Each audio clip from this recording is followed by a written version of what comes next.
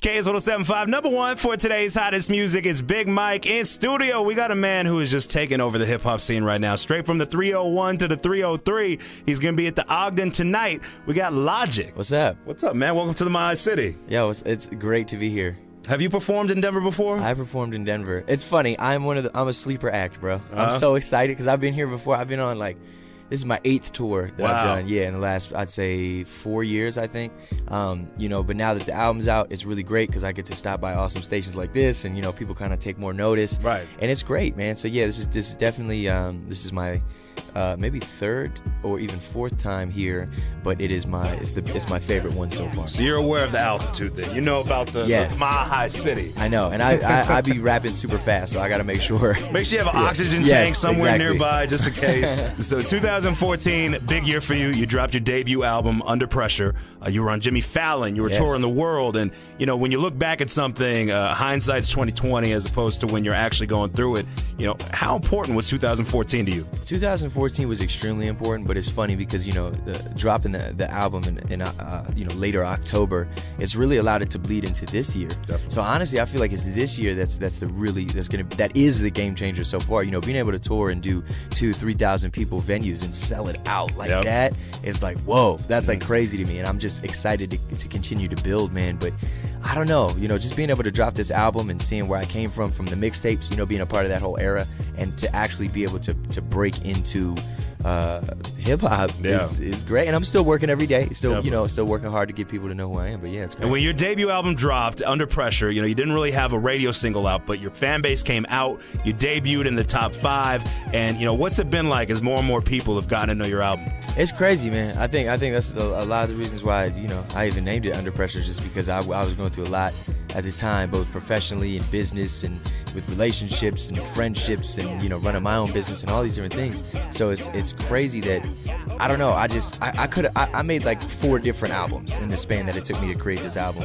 I had records just for radio, and I had this, and at one point it was like a turn up album, and then it was this and it was that. And one day I kind of just stopped and was like, I'm going to stop, not necessarily trying to do what everybody else is doing, but I'm just going to do me. I'm just going to create my album. I'm going to rap. I'm going to tell you my story. I'm going to talk about my come up. I'm going to describe who I am, where I come from, and that's going to be my introduction. And then after that, I could do whatever the hell I want. Yeah, I can have fun. I can make the club anthem. I could do this. I could do this. But I just want you to know who I am and what I represent. And first and foremost, that's peace, love, and positivity. And second, that's rapping my ass off. I don't know if I can say that, but yes. Yeah, you can do that. Okay, we can say ass. We got some badge over here. Ass. So we got Logic in studio. He is at the Ogden Theater tonight. What got you started and want to do music, man? It's funny. I always say that it was Quentin Tarantino's Kill Bill because it was produced or scored by the RZA from Wu-Tang Clan. And so I was like 14, 15 years old, and that's when I really discovered Wu-Tang and Nas and Big L and Tribe Called Quest and all the good stuff, I mean, everything's good, but you know what I mean. But we know what it really was. It stems down to like Japanese animation, which sounds weird because you're like, how can it animate? That's such like a nerdy thing to say. But what it really was is when I was like 11 years old and I discovered, anime, that's what really sparked my creativity. So I would like write my own like fan fiction and I would draw. So I think it was anime that inspired the creative aspect of who I was, and inspired my spirit. And then from there, discovering Quentin Tarantino and discovering the RZA, discovering Wu-Tang, discovering hip-hop allowed me to do what I do today. You're going to be here tonight at the Ogden Theater. We have Logic in studio. A lot of people right now have you in their iPod or their MP3 player. Who's in your MP3 player right now? If we hit play on it right now, what would be playing? Warpaint. It's an all-girl group from L.A. They're just like this indie rock band. I love them. They're beautiful. They're gorgeous. They're amazing. I love them. So yeah, Warpaint for sure. Right now, a lot of people, I'm sure, are trying to work with you. You've been, blowing up. You've been able to work with a lot of great artists. Yeah. Who haven't you worked with yet? Who's on your bucket list that you want to work with, like maybe on your next project? If you were able to get whoever you wanted, who would you want on your next project? I don't know, man. It's weird because there's a lot of people that I definitely want to work with. I say my top tier is Ye. More so on production. Yeah. Everybody wants a Ye verse. That's tight. That's incredible. But I really, I've always loved his production. Kendrick is awesome. I like to, when I get on a record with somebody, I want it to be somebody who's I know is going to challenge me. And Kendrick would definitely do that, which is dope. Drake for sure.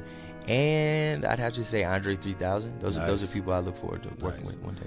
We got Logic in studio at the Ogden Theater tonight. For people who have not had a chance to see you perform yet, may not be aware of your music, and they're thinking about if they should get a ticket tonight. What can they expect from your show tonight? An experience you've never experienced before. Nice. It's pretty insane. I come out in a flight suit that I had made.